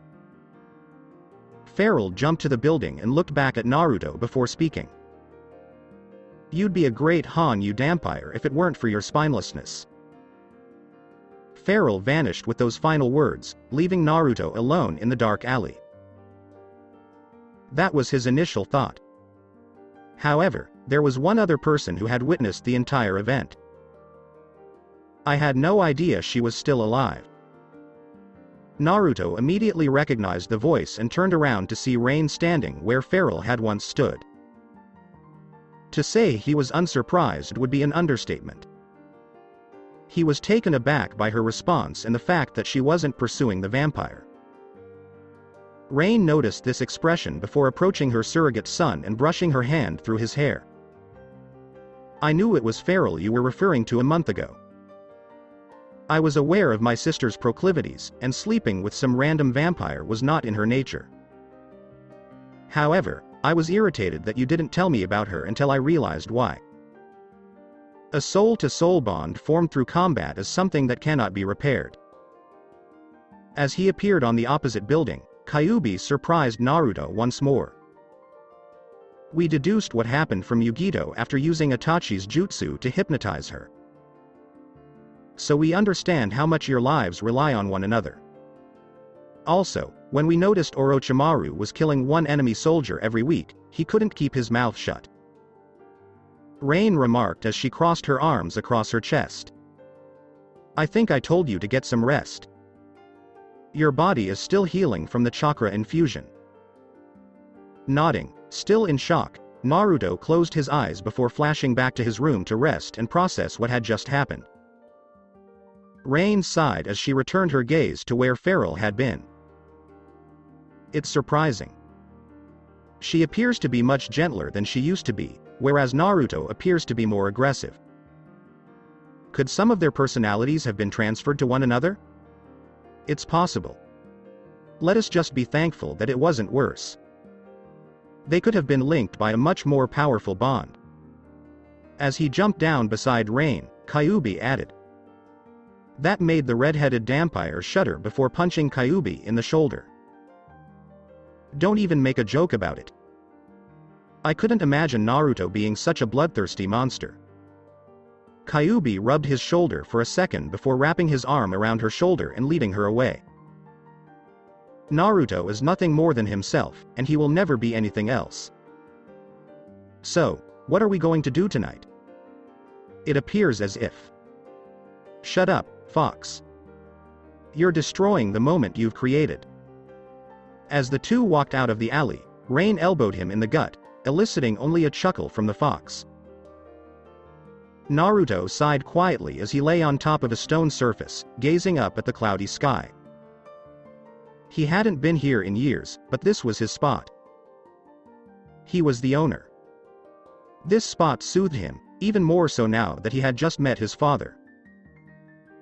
However, he was perplexed as to why he had been given his father's chakra in order to learn how to use sage chakra. Could a sage's power be so great that he adds it to his repetitor?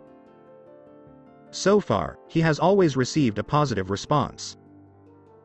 It was mind-boggling to be told that multiple people had said yes and not one had said no.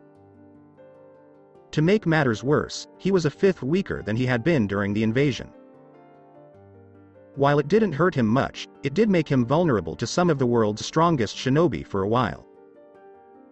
He disliked the sensation of being so exposed. He wanted to train today, but Rayne had told him not to, and he didn't want to go against what she had said right now. He sighed deeply, knowing he'd have to train again after he thought his training was nearly complete. He just needed to be stronger. "Hey," Yugito said from above, interrupting his thoughts, "don't you have anything better to do than stare at the clouds?" Naruto huffed as he gazed at the blonde-haired Han-yu standing at the edge of his father's hair. "Nope. Ka-san advised me not to strain myself for the time being and to allow my body to adjust to the addition of chakra." "And why do you inquire? You were present when she informed me." Yugito rolled her eyes as the blonde failed to pick up on her subtle hint. Well, she wasn't very subtle, which is probably why he didn't notice it. That, and she swears he was more focused on the clouds than on her as he looked back up at the sky. She twitched as he did this, and she wanted to strangle him. She strangely heard Gobi's voice in the back of her head telling her to go for it, but she quickly shook it off. If Naruto's attention was not fully focused on her, she appeared to cause physical harm. Yugito sighed as he continued to observe the clouds, noticing that his eyes were slightly dazed as he gazed up into the heavens. She noticed this and tilted her head slightly before sitting beside him. "Naruto, there is something I desire." Naruto had to say something after noticing the cat-eared girl stopped for a full moment. "What? What exactly do you want?" Yugito was at a loss for words as that came out incorrectly. She simply didn't know how to express herself, and to make matters worse, she was certain he didn't feel the same way. As a result, it was nearly impossible for her to do so. "Nothing, just forget about it." Naruto took a deep breath and sighed as he turned his head away from her. "You should just come right out and say it. I can't really reject the only girl my age that I know and not admit that I have feelings for you." If it were physically possible, Yugito's eyes would have bulged out of her head. Naruto bit his lip and tried not to laugh as she began to sputter incoherently. "You're wondering how I knew what you were going to ask me." The dhampir chuckled as he ran his hand through his spiky hair, slicking it back but still retaining its spiky nature, seeing as Yugito only nodded her head numbly. "It was difficult not to notice your sudden shift in attitude toward me over the last few months. I had a feeling before we met Farrell, but he just confirmed it. But, to be honest, I didn't want to say anything because I wasn't sure if I felt the same way. After these last few months, I can say I like you.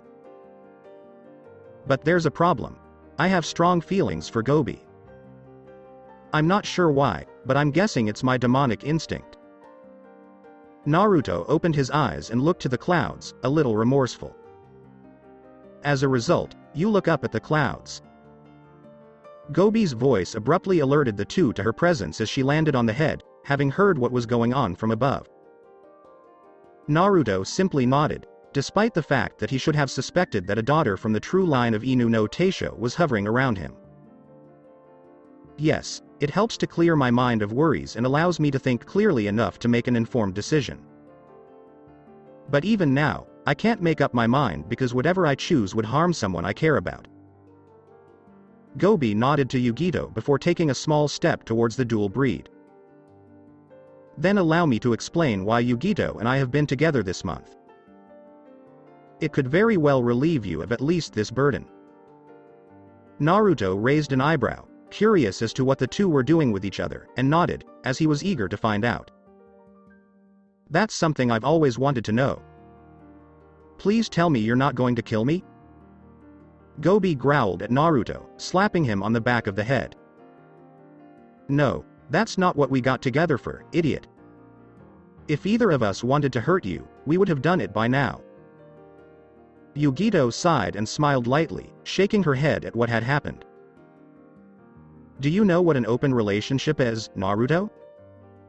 Naruto took a few moments, rubbing the back of his throbbing head, to process what Yugito had said before nodding. That's what Nibi is allowing Itachi to do, as long as he limits it to Yonbi. Exactly. Gobi responded before taking a step back and turning away from Naruto, not liking the idea too much. And what Yugito and I have decided over the last month. To see if the three of us can maintain an open relationship. Naruto felt as if a 20-ton weight had just fallen on him.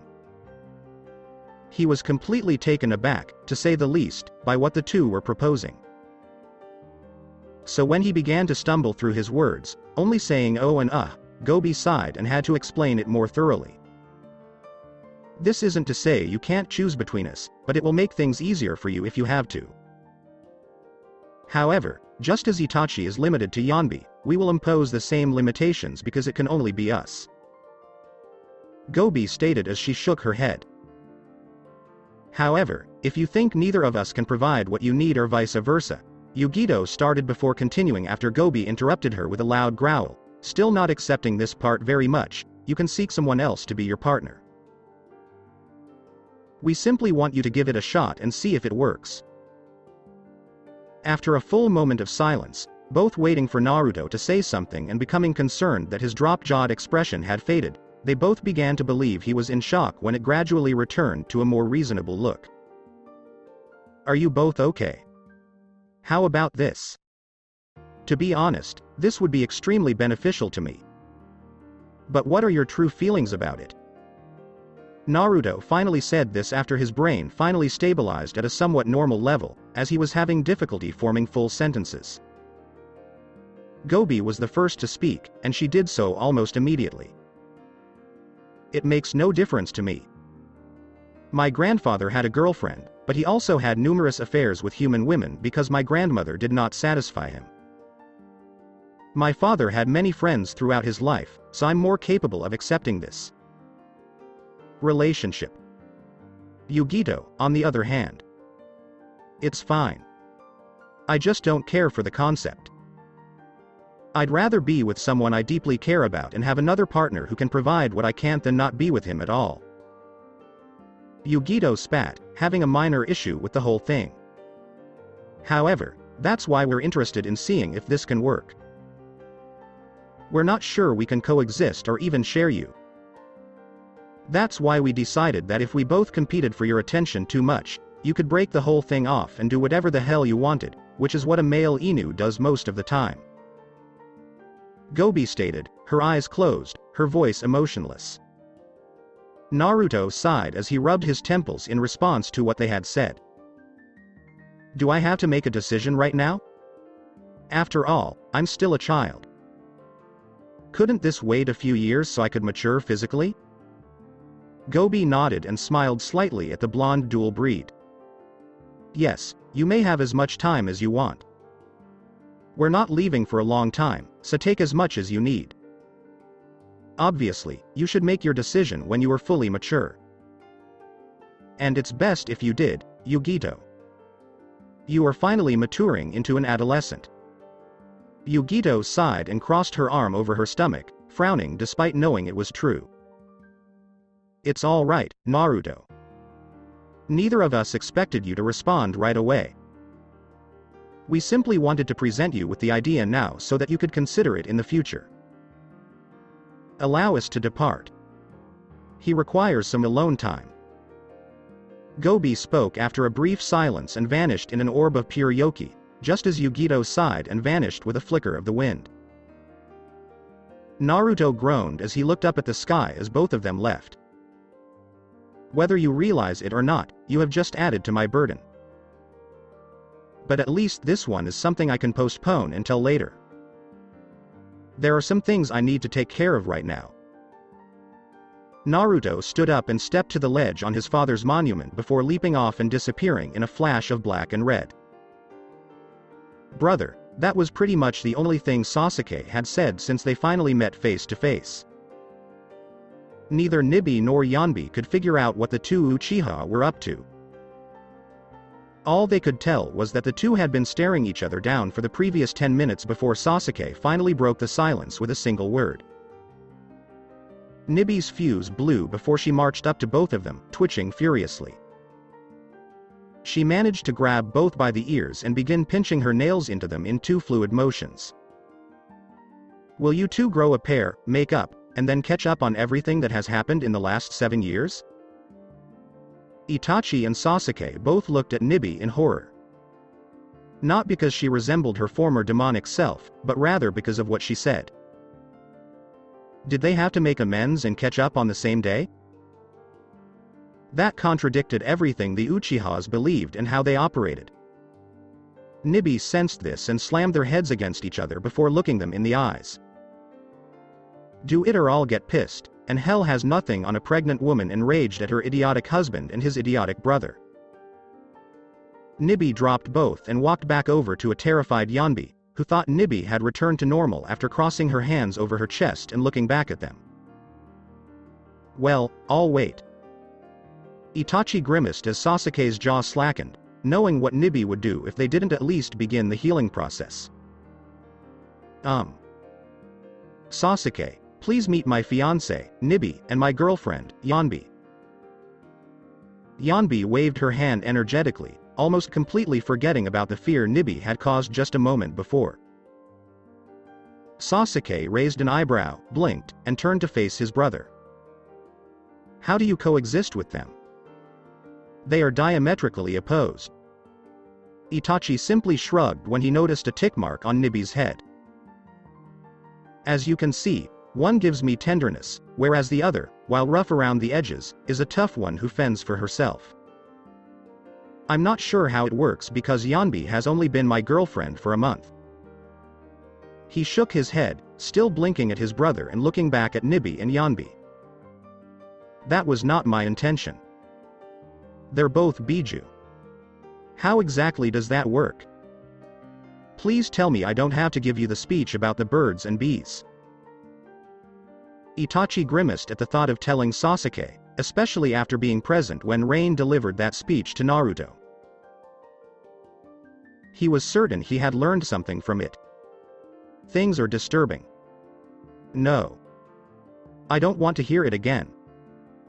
Ever. Sasuke made it clear to his brother that he did not want to hear that story again, especially after Jiraiya had told him it. He wasn't sure he'd ever be able to look at women the same way again. What I meant was, how did she become pregnant? She is. Itachi shook his head, finally understanding what his brother was saying. It wouldn't matter if a demon and a human had sexual relations, Sasuke. A child could still be born because our differences aren't that great, at least not with the demons left. The same is true for vampires. Vampires? What are you talking about? Sasuke began to panic. Demons were one thing he could accept existed because one had personally attacked the village twice, and 2 appeared to be his brother's lovers. Vampires, on the other hand, went a little too far. If they were real, did that mean werewolves, fairies, and other supernatural creatures existed as well? Itachi sighed, knowing where his brother's mind was going. Vampires, like you and me, exist. In fact, I share my home with 2 dampires, vampire hybrids. Both are good-hearted people, but they have some of the worst tempers I've ever seen. At least the boy is difficult to set off. I'd rather not see him in his demon vampire form. Its energy was simply terrifying. Yanbi nodded in agreement as Nibi commented, listening to what was going on. Yan, come to a halt. You believe that everything is terrifying. I don't. Kittens aren't scary. Yanbi yelled before returning to her meek and quiet voice, which faded away even though it appeared as if she was still speaking. Itachi sighed, rubbing his temple lightly, as he and Nibi had been working on her self-confidence for the past month. He turned to his younger brother as soon as his growing headache subsided. None of this is really important. You are a Konoha ninja, and I am a missing ninja because when I left, I killed an entire unit. But it's a new beginning. Couldn't you stay and we all repay father for what he did? Sasuke begged. It wasn't typical of him, and it sounded a little whiny, but he really missed having someone look after him and care for him unconditionally. Itachi sighed and shook his head, looking at his brother in sorrow. I'm afraid I can't, Sasuke. Despite the fact that this is a new beginning and my name will be cleared, I can't stay here like Nibi and Yanbi couldn't. People will be less accepting, and this village is no longer in a position to protect them from the impending threat. And I thought I told you not to seek vengeance? Naruto's voice suddenly echoed, followed by a black and red flash next to Yanbi. Surprisingly, she did not freak out and scream. Instead, she gave him a slightly shaken look. Please don't do that, Naruto-sama. I'm still having trouble dealing with. Sorry, I discovered that I had forgotten. I'll try not to flash again next to you. Naruto chuckled nervously and scratched the back of his head. Itachi had to wonder what Naruto was doing here, twitching his left eye, until he realized what he had said. He had to agree, wishing he had heard Naruto's speech to his younger brother. He's right, Sasuke. Once completed, vengeance only adds to the hatred and emptiness. Revenge may help to calm your mind, but it does nothing for your soul. I should be aware. I'm more disappointed that this place is in shambles than it was before. As you can see, this was my retaliation against an entire city that attempted to destroy my very existence. Naruto continued where Itachi left off before growling loudly at the end. Itachi simply closed his eyes and agreed with a nod. As should I, since this was my retaliation. A village that betrayed its roots by attempting to assassinate my sensei's only child, my godson. Nonetheless, I am sorry for what I have caused. I've taken so many lives just to avenge my fallen sensei, who had everything taken from her. Naruto sighed as he flicked his blade into position, still staring at Sasuke with his blue and crimson eyes, not bothering to change the other to match Beliar's. Do you see what I mean? Consider what we would be if we dedicated our entire being to that moment. It's not a pleasant thought, is it? Sasuke had to sigh. It was not a pleasant image to contemplate. If they had no other reason to exist, they could have continued their vengeance and left nothing to be rebuilt. So, as you previously stated, not allowing vengeance to be the only option. That's exactly what it is. It's fine to want and even achieve vengeance. It is not, however, acceptable to allow that to be the driving force in your life. As I previously stated, you must find something you value so much that you would give your life to protect it. It is only then that you will discover true power. Naruto responded by bringing his blade back to rest. Sasuke hung his head, not quite ready to accept their belief. But he had to admit that they had some valid points. He'd seen how defending something precious to them made them fight harder than they could ever before, even if their bodies were no longer functional. He simply had nothing to fight for. How do you find something worthwhile to fight for? Nothing here is worth fighting for, Sasuke stated quietly. Now that Sakura had been hospitalized after surviving the arena's destruction and Sai had become a Danzo agent, he had no one he could truly call a friend. Naruto had been a better friend than either of them had been. Itachi shook his head at his brother and smiled brightly at his fiancée and girlfriend. It's not something you can just go out and get. There must be some sort of connection that makes you feel whole, whether it is someone or something. It doesn't have to be a person. It could be something about which you have strong feelings, such as how some places have sacred items. Sasuke, on the other hand, was getting a better sense of it. He wasn't going to convert right away, but he was believing what they were saying. He felt stronger in his brother's presence, though not significantly stronger than he had been 7 years before. While it was obvious that he had trained and trained hard, it was perplexing that he felt so powerful. But something didn't add up for him. Naruto, what are you fighting for? What gives you so much more power than me despite being the same age? For me? It is very simple. I fight to protect those who are dear to me. Rayne, Konohamaru, my parents in the afterlife, or the baby. If they are unable to protect themselves and their names, I will fight to do so, and if necessary, I will die to protect any of them. Naruto responded with conviction, looking him in the eyes. The intensity in the blonde's voice almost made Sasuke take a step back. It simply took him aback that someone his age was so passionate about what they believed in. The only people who resembled him, even if only in comparison, were his ravenous fangirls. Itachi could tell Naruto was having an effect on his brother by the change in his demeanor since Naruto arrived. He was simply persuading the boy to take a step out of the darkness with his words. It was similar to how Naruto brought Gaara out, with the exception that Naruto beat Gaara while talking to him. Itachi extended his hand to Sasuke, knowing what the boy could do for his brother.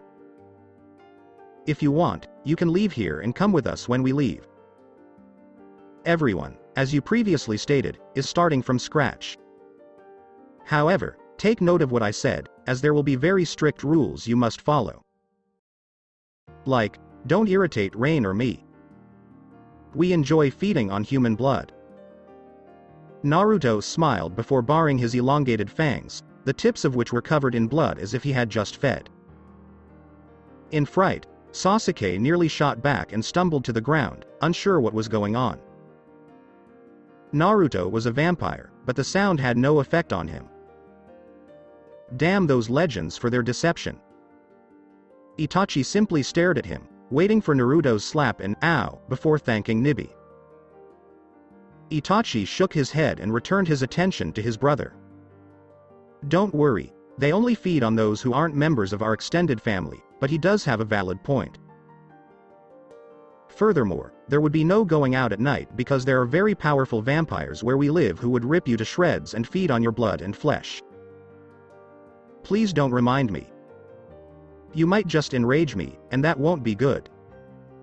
Naruto growled as a very painful image flashed through his mind following Itachi's last few words. Itachi looked down at his brother, grimacing as he realized what Naruto was implying. There would also be additional facts with which you would have to come to terms. 1. He is half vampire and half demon because it was the only way to save his life 7 years ago. Another possibility is that I am half demon. Sasuke's entire body shuddered immediately after hearing what his brother had just told him. His brother. Had he turned into a demon? Sure, his chakra didn't feel the same and felt more primal and potent. He had no idea he had sacrificed a part of his humanity. And Naruto was half vampire, half demon? What was the deal with that? That didn't seem possible. How come? What happened? Sasuke managed to choke out, having recovered sufficiently from his shock. As Naruto previously stated, it is straightforward. 7 years ago, I murdered Hatake Kakashi, my other 2 Anbu partners, and Shisui in order to save Naruto's life while he was still human. However, I failed, and Naruto was on the verge of death. Itachi started telling Sasuke the story. Naruto jumped in right away, wanting the story to end as soon as possible. To make a long story short, Rayne Ka-san slaughtered those who tried to kill me before giving me her blood, which caused me to turn into a vamp. However, it was insufficient to save me, so my former demon broke through the seal by altering my DNA and using his power to initiate an ancient ritual that transformed humans into Hanyu, half-demons. Neither side could overpower the other, but they didn't clash enough to kill me, and my new form was born. Rayne took Itachi and I to her home and started raising and training us. We found out one day that Itachi was going blind after obtaining the Mangekyo by murdering his best friend, Shisui. Naruto gradually came to a halt, reasoning that it was better for Itachi to continue. Itachi realized this and stepped in to finish the story he started. They were eager to perform the ritual on me so that I could become a half-breed and retain my sight. I was initially opposed until I literally walked right into a brick wall. My blindness had gotten so bad that I couldn't stand it any longer, so I accepted Naruto's ritual and became what I am now. It took some time for Sasuke to grasp what was being said, but once he did, a lot of things made sense. Why did his brother leave the village in the first place, and why did they both claim to have gotten their revenge on the village and increased their power? They all made sense now, but they made it appear as if their desire to become stronger to protect made them more powerful. Sasuke, don't think for a second that what we've told you before means anything. Naruto abruptly spoke, having a vague idea of where the boy's thoughts were going. Yes, demonic and vampiric blood does strengthen us. The power we receive from them would be negligible at best unless we had a strong passion, a drive that keeps us going. Furthermore, there aren't many beneficial side effects that aren't outweighed by the negative ones. For example, the need to feed on blood to survive, or the fact that your own blood tells you to kill and feed on the entrails of your victims. Naruto continued, painting a picture of what they had to face every day for Sasuke. Itachi nodded and smiled as he extended his hand to his fallen brother. To be honest, being human is the easiest way to live. Get up now. We need to get caught up. After finally comprehending what he had been told, Sasuke smiled briefly before nodding and accepting his brother's hand. He realized how easy he had it because he was easily lifted up. His brother was constantly fighting his own blood's desire to rip their father apart. And if he could resist the urge to seek out and exact vengeance, so could he. Nibi smiled at what she saw and placed her hand over her stomach as Yanbi tilted her head and wiped away a tear. Her baby's father would make an excellent father. And when Naruto's time came, he'd be a fantastic father.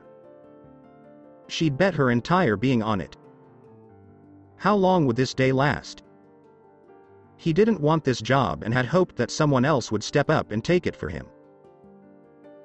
But no. Everyone who could was either part of the group that forced him to take the job or had been killed the day before because they were the enemy. And the dreaded paperwork was all over the place. Why couldn't this portion of the tower have been destroyed so that all of this could have been destroyed? Did he really have to deal with everything Konoha had to deal with before the rapture? Wasn't this supposed to be a fresh start? Why the hell do I have to put up with this nonsense? Orochimaru screamed as he clutched his head in agony, wanting to smash his head repeatedly into the table. Are we having a bad first day as the fifth? The snake was drawn to Naruto's voice. It also piqued his interest. He was giggling and almost ready to burst out laughing at him. Naruto shook his head and crossed his arms as he prepared to unleash an ungodly number of snakes on the dhampir. However, how is everything going on this end? Everything is a shambles, as expected. The city is in ruins, but thanks to Yamato, it is coming along nicely for one day's worth of repairs. Now that I can't uphold both the leaf and the sound, most of my sound ninjas are on their way to help repair and start their lives here. As he rubbed his brow, Orochimaru stated. However, the problem is only mildly troubling because those defecting only joined my village to kill. While that was fine for this situation, we have been dealing with them gradually. However, there could be a significant number of people preventing others from coming here, and worse, the Akatsuki could recruit them for their mercenary army. Naruto's lips twitched as he gained a firm grasp on the situation. So, Lord Hokage, why not use the resources you still have at your disposal? As I see it, this was only the first step toward us forming a partnership. I see no reason for us to part ways as long as we receive your full cooperation and access to your networks. As Orochimaru attempted to speak, he was cut off as another presence emerged from the shadows, despite the fact that it was still daylight. Lord Hokage, he has a valid point.